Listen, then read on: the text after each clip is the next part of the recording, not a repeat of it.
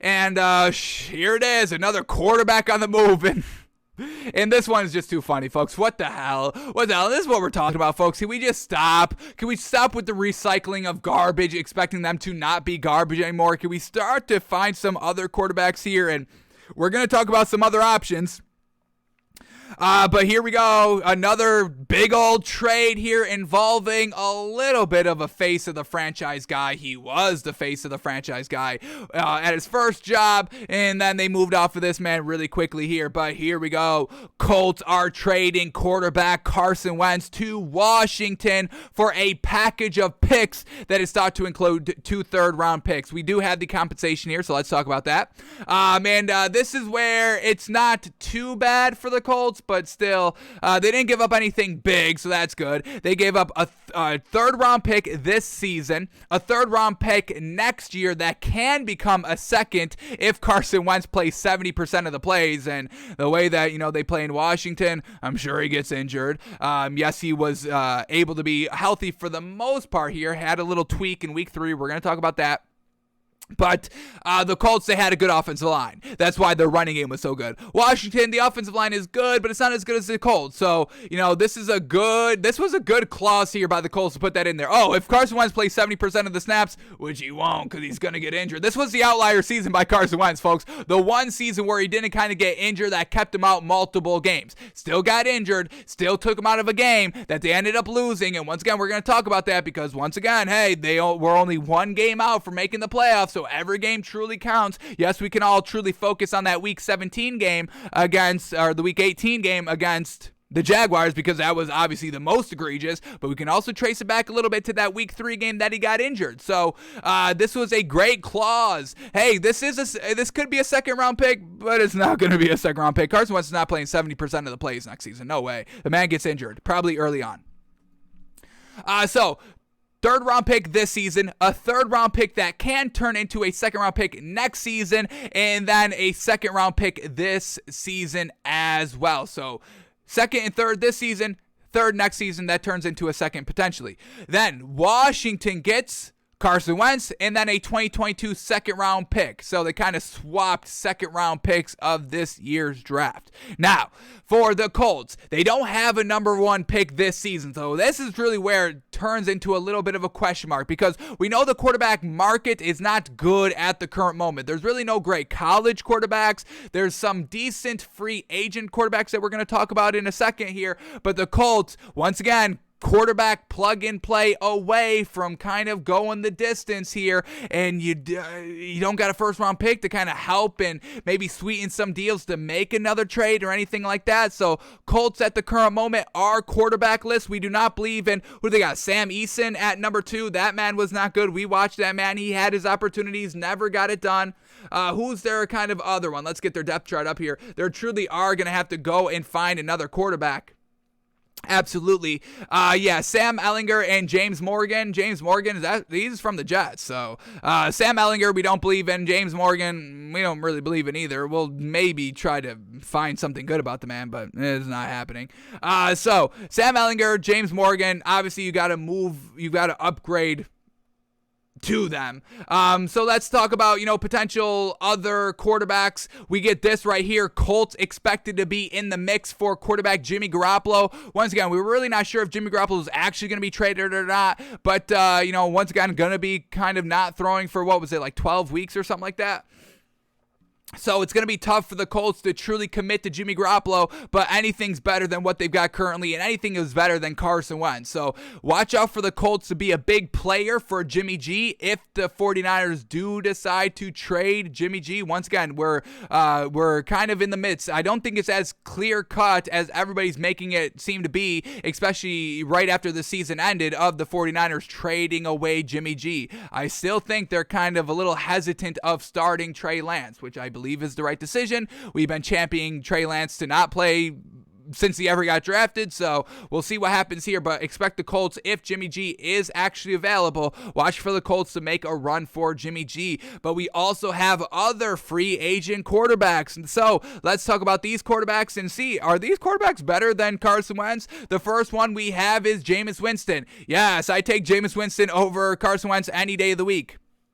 Jameis Winston slings the ball. We know Carson Wentz slings the ball, but Carson Wentz looks so bad slinging the ball. And, those deep throws, not on target, not accurate. We see Jameis Winston throwing 40-yard bombs, 50-yard bombs that are truly on target. Obviously, the one downfall on Jameis Winston is all the interceptions, but at least we get positive production still out of Jameis Winston while throwing all those interceptions. Because we're going to talk about, let's talk about this because I am all over the place here. A lot of stuff to talk about here, but this really brings it up because everybody is still big on Carson Wentz. Can we stop being big on Carson Wentz, folks? The man is not good anymore. Everybody else is still holding out hope, and you know why, folks? You know why everybody is holding out hope of Carson Wentz and still wanting to give him the benefit of the doubt? We're done with the benefit of the doubt. Carson Wentz is trash. He's garbage. I still take Carson Wentz over Mason Rudolph, but the race is really kind of close actually now. So,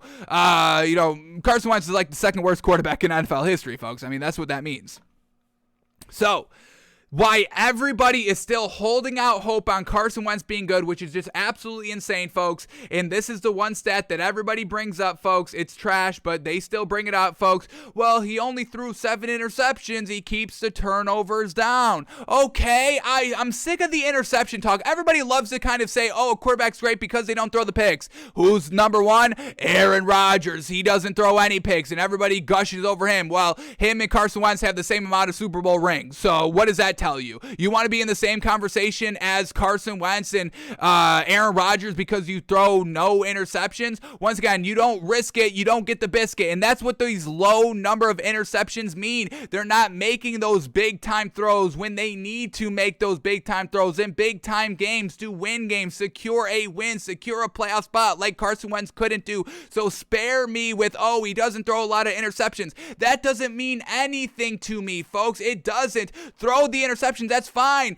We can judge interceptions. Interceptions is not the end-all, be-all if a quarterback is good or not or making right decisions or not. It just shows that they are a little aggressive, maybe a little bit more aggressive than others. But Patrick Mahomes, can we talk about that? Y'all want to talk interception numbers? Let's talk about Patrick Mahomes' interceptions, shall we, folks? Yes? Because that man just got to the AFC Championship game this season and lost it, unfortunately. But Patrick Mahomes had 13 interceptions. That was like top 5 in the league, maybe even top 3. So what are we talking about with interceptions? You've got to take the entire body of work. Stop just bringing up interceptions. It's really kind of a mute stat on its own. I got to see everything else with it. You know what changes? You know what separates the bad interceptions from the good interceptions?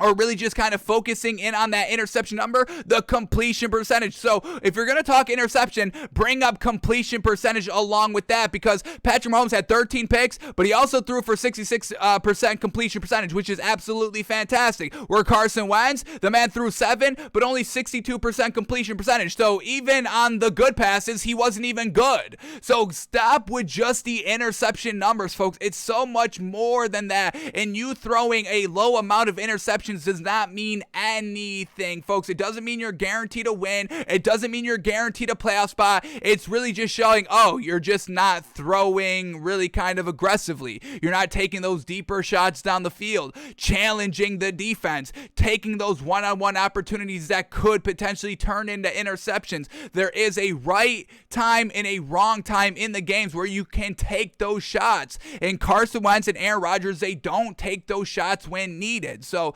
stop with the interception numbers, folks. Stop it. That's why everybody is still giving I'm telling y'all, folks, listen to when people give Carson Wentz, oh no, Carson Wentz is going to be good in Washington. Oh, Carson Wentz is still going to be good and he's still competitive and he's still, he's starting caliber quarterback in this league. No, he's not, folks. No, he is not. Stop it with the interception. That's everybody's point, is that low interception number. Nobody else can say anything else about Carson Wentz, positive at least. They always bring up the one lone fact that he doesn't throw that many interceptions, and that means nothing. Aaron Rodgers does the same thing. What does that do? You flounder in the playoffs. Well, Carson Wentz can't even stay healthy to the playoffs, or can't even get to the playoffs. So the low interceptions mean absolutely nothing. And we are going to watch all of his interceptions at the end here, because we're going to go and knock Carson Wentz as we've been doing so far. So stop with the low interception numbers. All right, we talked about compensation here, and this is funny now because Carson Wentz, I mean, we've seen him go from Philadelphia to the Colts, and now the Colts to Washington, and every time he gets traded, the compensation gets worse and worse and worse and worse here, and it is comical, and Nick Wright brings it up here. So in 2016, Philadelphia trades 2 first-round picks, a second-round pick, a third-round pick, and a fourth-round pick to get up to the point where they can draft a quarterback early on, and they chose Carson Wentz. Then, when Philadelphia traded him to the Colts only traded 1 first and 1 third round pick to acquire Carson Wentz. And now he's gone from a first and a third round pick to 2 third round picks. So, a second pick swap and a 2 third round picks. So, it's just comical how Carson Wentz just keeps declining in value, but everybody else is still talking him up. And, he was our early, we talked him up this season. We still believed in him this offseason, this past offseason.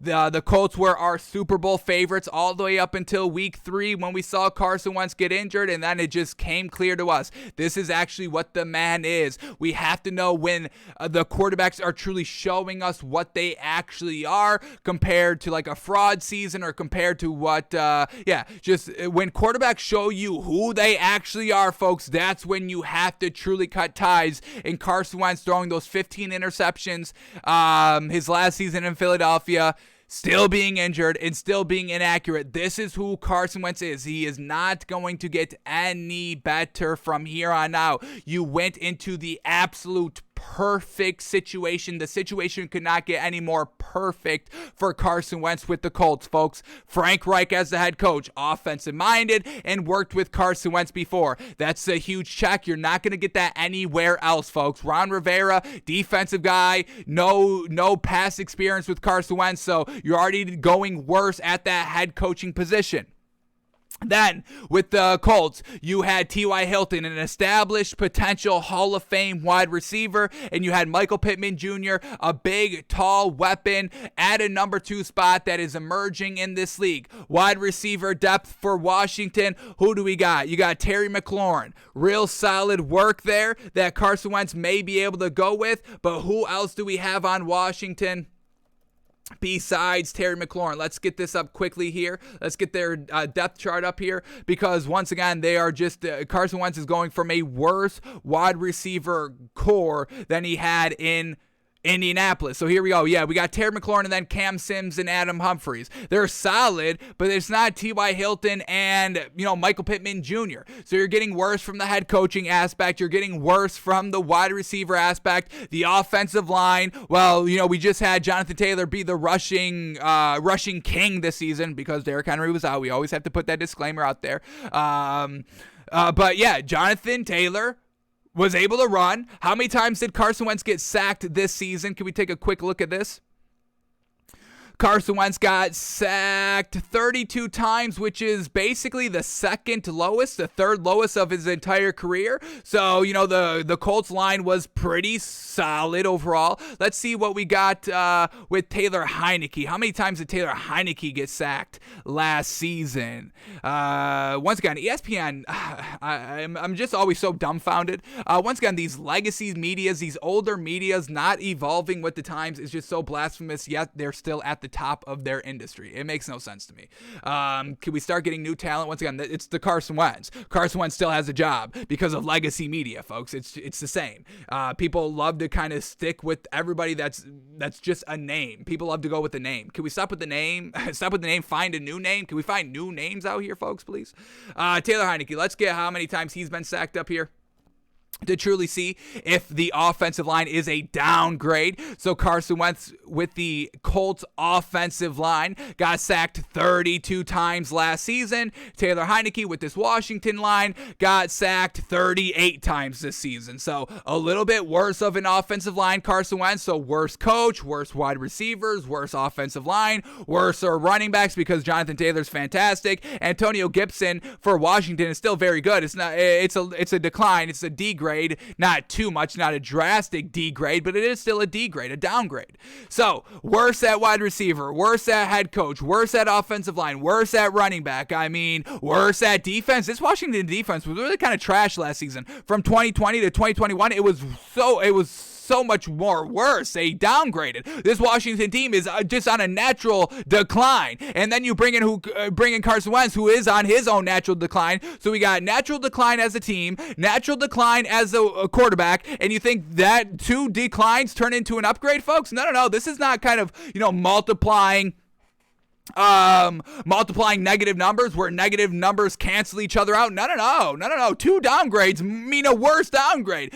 A downgrade plus downgrade does not mean upgrade, folks. That is not the case here. So everything is worse by Carson Wentz in this Washington team compared to where he came from the Colts, and everybody is still giving him the benefit of the doubt because he throws low numbers of interceptions.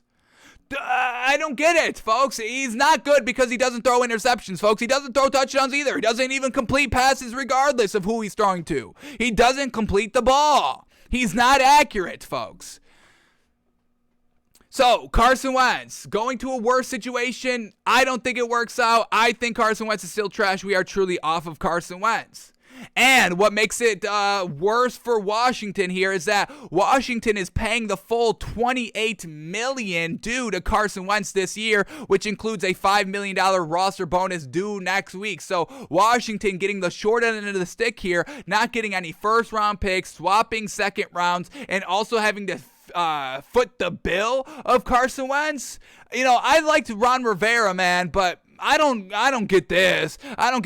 And once again, we heard from Washington saying, hey, we're doing our due diligence and we're leaving everything open, and Carson Wentz is the guy that you choose. Carson Wentz is the guy that you end up going with here, because we look at the other quarterbacks here. Jimmy Garoppolo's in the mix. I mean, once again, the fact that Washington couldn't get a deal done with the 49ers for Jimmy Garoppolo, that just tells us that maybe Jimmy Garoppolo is actually not getting traded. Once again, everybody thinks that this is a home run, slam dunk. He's 100% guaranteed out, but look what everybody else is saying, and look what the actions are saying, folks. I don't think Jimmy G gets traded this year. I think the 49ers are still gonna be working with him and riding with him this upcoming season, because there's no way you take Carson Wentz over Jimmy G, folks. Is that even a debate? Or would y'all take Carson Wentz over Jimmy G, folks? Is that a thing? I don't think anybody would take Carson Wentz over Jimmy G. But I don't know if that's been kind of propositioned on social media or anything like that. So I don't know y'all's feelings on that. But if you're telling me you take Carson Wentz over Jimmy G, I think you're absolutely out of your gourd. We saw Jimmy G actually be clutch week 18. I mean, it was the same scenario. Both teams needed to win to get in. Carson Wentz floundered against the Jaguars. They were both on the road. None of them had home field advantage in that final week 18 game that they needed to win to secure their playoff berth. Carson Wentz couldn't beat the Jaguars with rookie quarterback Trevor Lawrence, interim head coach for only 6 weeks, Urban Meyer demoralizing the entire team, calling them losers 24/7. Carson Wentz couldn't be that team, but Jimmy G goes into the Ram Stadium, the Super Bowl, the future Super Bowl champions in their stadium, down in the game, down at halftime. But what does Jimmy Garoppolo do? He comes back and wins the game. So that alone, I take Jimmy G over Carson Wentz. And then you factor in the injuries, and once again, I take Jimmy G over Carson Wentz. So yeah, Jimmy G. Why did Washington not get Jimmy G? That should be the question here. Instead of talking about LeBron James and the Lakers for the umpteenth time this week, y'all should be talking about investigating and digging in deep. Are the 49ers actually wanting to trade Jimmy Garoppolo? Because I don't think they do, folks. I don't think they do. So I would say don't expect Jimmy Garoppolo to get traded this year. Like Adam Schefter said, this is not a slam dunk, open and shut trade. I don't think it happens anymore, because there's no way that Washington, if what they said is true, hey, we're exploring every avenue here, there's no way that you just settle for Carson Wentz unless not being able to throw for kind of 16 weeks put him off. But at the same time, I still take the shot at Jimmy G. Even Jimmy G not being able to throw for 16 weeks, that's still more impressive to me than Carson Wentz. I'll be able to swallow that. I've got no problem. So, other free agents here, we got Jameis Winston. I take Jameis Winston over Carson Wentz. Mitchell Trubisky, yeah, I take him over Carson Wentz as well because he was able to learn from Brian Dable. Now we know that Matt Nagy was truly the reason why the Bears were not good. Yes, maybe Mitchell Trubisky didn't do anything to overcome Matt Nagy, but still at the end of the day, Matt Nagy, the head coach, I mean, that's a true big important position. And if you don't got the right guy, you'll hold, great players back. We've seen it before. So, yeah, I take Mitchell Trubisky over Carson Wentz. Marcus Mariota, absolutely. Marcus Mariota needs a second chance in this league to try to become a starter. Once again, he can't get it done with the Raiders because it's Derek Carr's job. Obviously, Derek Carr is really good in this league. So, I wouldn't take Marcus Mariota over Derek Carr. But Marcus Mariota should be able to compete in training camp in the offseason to be a starter. And for Washington, yeah, I get Marcus Mariota over Carson Wentz. Tyrod Taylor, yeah, that one I'm not sure on. It's unfortunate for Tyrod Taylor, but he didn't really do good with the Texans last season coming back, and I understand, the Texans weren't good last season, but Will Culley was still pretty solid. No great wide receivers, but he still made Brandon Cooks work and all that. So Tyrod Taylor, I don't know if I choose him over Carson Wentz. But if it told me I could save $28 million in some draft picks, yeah, maybe I do take him. Teddy Bridgewater. Yeah, I mean, I would probably take Teddy Bridgewater over Carson Wentz as well. I would give Teddy Bridgewater probably like a third shot, one more final chance over Carson Wentz. Andy Dalton, no. I would not take Andy Dalton over Carson Wentz. Cam Newton, no. Ryan Fitzpatrick, no, I don't think he's done. He's done. Just a little bit too old. And Joe Flacco, no. Just once again, because they're just a little too old out here. Andy Dalton, Ryan Fitzpatrick, Joe Flacco. So at minimum, I've got a decent backup. Carson Wentz can be a backup. Yeah, I take Carson Wentz as a backup. So yeah, I would take Carson Wentz over Ryan Fitzpatrick, Joe Flacco, Andy Dalton, just because of the age factor. If I'm paying $28 million for Carson Wentz, at least I can have him as a backup in case anything happens with my starter. So it's just really interesting that Washington, with Marcus Mariota still out there available, especially with Jimmy Garoppolo still out there available, if he is, that they go with Carson Wentz. Alrighty, and then the thing I want to kind of talk about here on Carson Wentz is, once again, the completion percentage, and once again, just the unclutchability. Obviously, the Colts had to get rid of Carson Wentz. He wasn't, coming in through the clutch. He left a real bad taste in everybody's mouth with the Colts because the Colts were optimistic about Carson Wentz right from the beginning. Colts knew they had a winning squad, seeing what Phillip Rivers was able to accomplish. There was a buzz around the team all offseason. Hey, this is a Super Bowl team. They had Hard Knocks come in because they were so confident. Hey, you can come film us in the middle of the season. Yeah, absolutely, no problem, because we're going to be a really good team, and we want to show people how great we are and kind of show our path a little bit to the Super Bowl. You can't tell me that the Colts were not thinking that they were going to get to the Super Bowl, and that's why they had, hey, Hard Knocks, why don't you come film us? So, all of that, and then you go and flounder Week 18 against the Jaguars. That's why you have to let Carson Wentz go and not give him another chance here, because he did not get it up. So, yes, that Week 18 game, Week 18 game, final game of the season, is absolutely the most jaw-dropping loss here, but we can also trace it back to what was it, the game against Tennessee or the game against the Rams, where Carson Wentz went down and they had to bring in, let me see, Sam Ehlinger. I want to say, was it against, I thought it was against the Rams week 2. So let's see this quickly here. Because he got injured. He got injured and couldn't play and didn't go into overtime and all that. So let me see if I can quickly bring up this and find out what actually happened here. Let's go to Sam Ehlinger's game logs. He did not play against the Rams or the Titans. Who played against the Rams or the Titans? We know Carson Wentz went out. He was not able to finish one of those two games. Let me get it here, folks. We'll find it. So let's go here. 24-27. I want to say it was this game right here. Rodrigo Blankenship. Here we go. Passers. Jacob Eason. It was Jacob Eason. All right, yeah, Jacob Eason. They ended up cutting him. They're not bringing him back, but he shouldn't have been there anyway. So Sam Ehlinger, Jacob Eason, they're not. If the Colts still had them both, you got to still upgrade. But yeah, Jacob Eason has to come in and fill in for him week 2 against the Rams, and they only lost by 3, so not having Carson Wentz on that final potential game-tying or game-winning drive, yeah, I mean, that's the game. The Rams took the lead with 2.5 minutes left in the game. Carson Wentz gets injured, little thing with the foot, and he has to go out, and they lose that game because Carson Wentz is not in the game. So Carson Wentz just not being available because of the injuries. You could trace, them not making the playoffs back to that Rams game, the Week 18 game against Jacksonville. But another thing I want to quickly take a look at here, let's take a look at their quality wins, if they have any, and see how Carson Wentz played during those games. Because if you're not playing good against the bad teams, once again, he had 62% completion percentage for the entire season. So how did it look against the good teams? Was he good against the good teams? So here we go. Let's see what happened here.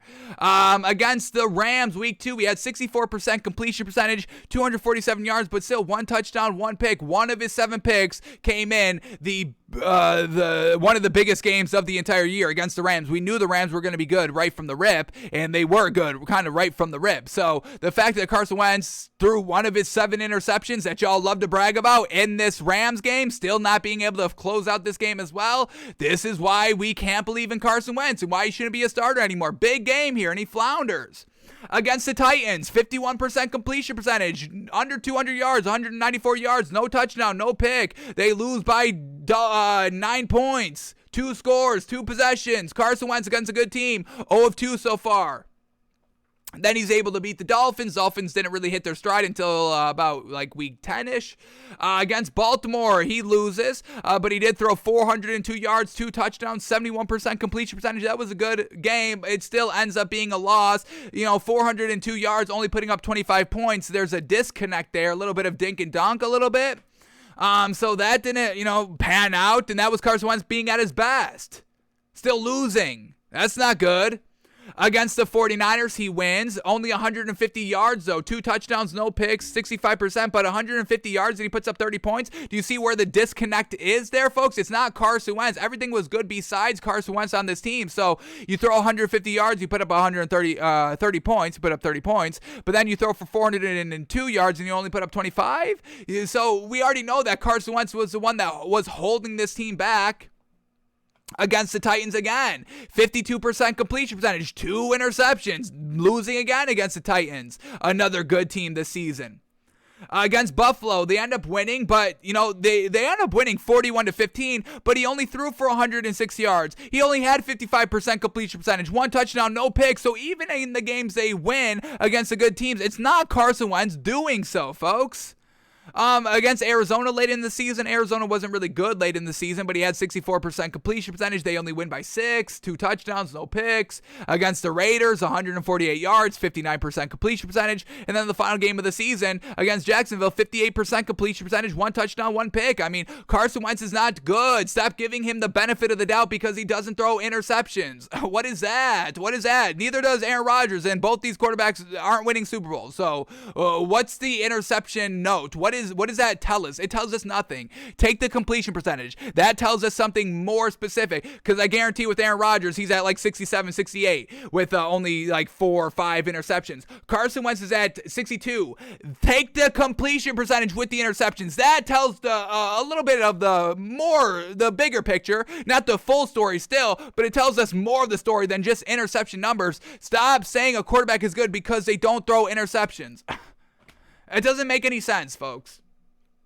So, Carson Wentz is absolutely trash, folks. This is what we know. And you know how we know? Well, let's watch all 7 interceptions, yes? Let's see where these interceptions came, yeah? Y'all want to brag about this stat. He doesn't throw interceptions. Well, let's see how he throws these interceptions, what these interceptions look like, in relation to the game scenario, game situation. So here we go. All of Carson Wentz's 7 interceptions here. First one coming against that Rams game that we're talking about, week 2. And it came when they were down 7-3 in the second quarter, 3rd and goal from the 3-yard line. Carson Wentz just flicks the ball. This is the design play. And remember, we said everybody needs to stop running this play because everybody's figured it out, because everybody runs it. everything flowing to the right, but then you pitch back at the line of scrimmage. That play, everybody does it now. They all know it's coming. This play needs to die. It had its 1 year run, maybe 1.5, 2 years run, but it's done now. Everybody knows this play is coming, especially when Carson Wentz is doing it, because what else would Carson Wentz be doing? He's not accurate, so he's got to just be shuffle passing to the fullback on a just a little bit of a fake play. And Carson Wentz just flings it, and it's an interception right on the goal line, basically. And another reason why they lost against this Rams team. Carson Wentz throws an interception and Carson Wentz gets injured. That's why they lose against the Rams. So you want to take that? You want that to be your starting quarterback? I'm a little disappointed in Washington, honestly. Defense is not as good as it used to be. Year one with Ron Rivera, year one with Chase Young, and now you bring in this man who's not even a leader. We didn't even get to that. There's people kind of talking from the Colts locker room saying, hey, this man's not even a leader, dude. So what is it with Washington? So disappointed in them. What the hell is this? Why make the trade? So stupid. And once again, with Jimmy G, that's what we're saying. You don't take Jimmy G? You're telling me the Niners don't take that trade? A couple of third-round picks for Jimmy G? Maybe you have to throw in a second-round pick or something? But you're telling me that, the 49ers, who are so adamant on trading Jimmy Garoppolo, that really want him out right now, according to the national media, they want him out right now. They're ready to move off of him for Trey Lance. You don't think they take, like, a couple of third-round picks? Maybe even Washington throws in a second, maybe? So, I just don't, I don't believe it, folks. I can't believe that Washington didn't try and get Jimmy Garoppolo a little bit harder. If they were so adamant, they were adamant, folks. That's what we're saying. That's why we read what everybody says, what they're saying from the organization. They always said they were going to do their due diligence and explore every single possible avenue. But you think they go for Carson Wentz because he's a little bit cheaper than Jimmy Garoppolo? You don't think Washington would splurge a little bit to get Jimmy Garoppolo over Carson Wentz? Garbage? Ugh. So here we go. Second interception against the Titans game. Here they go. They're tied. Tie game with the minute 30 left. Here's one of his interceptions that y'all love to brag about here. Here we go. Carson Wentz getting almost sacked in the end zone for a safety, but has a smart idea of just throwing this ball straight up in the air, and instead of 2 points, you give up 7. Either way, it's trash. So even if Carson Wentz didn't throw the interception here, he's still getting sacked, doing a garbage pump fake here that absolutely fakes out nobody. And Carson Wentz gets sacked here, loses a game, or he throws the interception and loses the game. So regardless if he threw the interception or not, he's still losing the game. So all those interceptions that he didn't throw, he was still losing the game. This is why you can't just take interception and have blind faith with interception. At least check the completion percentage, and 62 is not good, folks. That's the lowest of good. We say 62 to 65 is good. Good. So you're right at that cusp of good. That's really not good at the end of the day. So Carson Wentz, second interception there against the Colts. All right, then here we go. Somehow he gets into overtime. Somehow they're able to go down the field, make up for that Carson Wentz interception. So Carson Wentz able to shake it off. All right, that interception is in the past. He was able to make up for it. All right, so he's actually good now, right? Make up for something bad. This makes you good. All right, but now in overtime, Carson Wentz ready to sling another one. Oh, and he threw this ball confidently. Look at Carson Wentz step into this throw and throw an absolute rocket in triple coverage. Wow, so good, folks. So he went from garbage to good, right back down to garbage, unclutch, garbage, trash, confidently throwing interceptions, trash. Here we go. Next interception number 4 here. Against the Bucks, up 3 points, 24-21. 5 minutes left in the third quarter, ready to kind of pile on this 3-point lead. Right at midfield, Carson Wentz going deep, underthrows the ball, allows the safety to kind of catch up to it, and picks off Michael Pittman Jr., and he takes it all the way to the 35-yard line. And now Carson Wentz down against the same Bucs team because he threw that interception, down 38-31. 4 seconds left, has to throw up the Hail Mary, and even his Hail Marys get picked off. A Hail Mary that doesn't even make it to the end zone. It makes it to the 2-yard line, and he only threw it from the 45, folks. The Bucks 45, not even his own. So this was like a 40-yard throw. Your big arm is 40 yards? What? His big arm is 40 yards, folks. So you don't even have the big arm. You're not clutch. Your decision making is trash. Your accuracy is trash. Okay, you don't throw any interceptions. We're supposed to love Carson Wentz because he doesn't throw any interceptions. Oh my goodness. It's just so trash. I don't understand why everybody's still buying into Carson Wentz. Here we go. Another interception here. Threw it in triple coverage. They're up 20-7, beating the Patriots. He can't even just be a game manager for the rest of the game here, folks. This is pretty much a game win right here. You're up 20-7 at the start of the fourth quarter. Yeah, game kind of over, but you keep the Patriots in the game by throwing into triple coverage again. Once again, confidently throwing in triple coverage. Trash. Trash. They end up losing this game against the Patriots. They end up losing this game against the Patriots. Let me see. Against the Patriots. Here we go. Week 15. They end up winning. All right. Thank goodness. Thank goodness. At least Carson Wentz didn't beef this game. Didn't bungle this game. All right. What else do we get, Carson? Let's see these remaining one interceptions. Here we go. Next one up. The last one against Jacksonville. Here we go. Against Jacksonville. Can we get this off here? Here we go. Against Jacksonville. Down 16-3. Down 16-3 against Jacksonville. How funny. 7 minutes left in the third quarter and throws an interception, underthrown ball. The man does not have an arm anymore. The man has Ben Roethlisberger arm at, how old is he? He has Ben Roethlisberger arm at only 29 years old. Oh, good luck, Washington. Hope that old ass arm works out for you. The old ass, unclutch, short as heck arm. Hope it works out for you. So, and it's so funny here, folks. We'll end it here. This is how funny it is. The Washington Commanders' odds of winning the Super Bowl before the Carson Wentz trade were at plus 5,000. Now, their Washington Commanders' odds after acquiring Carson Wentz, plus 5,000. Carson Wentz is a null point, a mute point, a non-factor in everything. I'm surprised the odds didn't go down. On my sportsbook, they went down. I have them before the trade at plus 5,000. After the trade, it's at plus 10,000. There's no worse odds than plus 10,000, folks. That's the worst odds ever. They don't go lower than plus 10,000. So Carson Wentz is absolutely garbage. I'm severely disappointed in Washington for making this trade, for thinking this was a good idea. And once again, maybe Jimmy Garoppolo isn't actually up for sale anymore. Yes, because why did this deal not get done? That would have been the perfect fit for Jimmy Garoppolo. Maybe Jimmy Garoppolo didn't want to go to Washington. That could be the case there, because we do know that the 49ers are working with Jimmy Garoppolo to send him somewhere that he does want to go. So maybe that's the case, but if I was Washington, I would have made them an offer they couldn't refuse, and they would have had to do Jimmy G a little bit dirty, but it's a business. It would have been unfortunate, but it would have been better than this. It would have been better than Carson Wentz. So Carson Wentz, now a member of Washington, folks. I feel sorry for the Washington fans. How unfortunate. Everything's starting to kind of look up, and it all goes down just like that. Alrighty.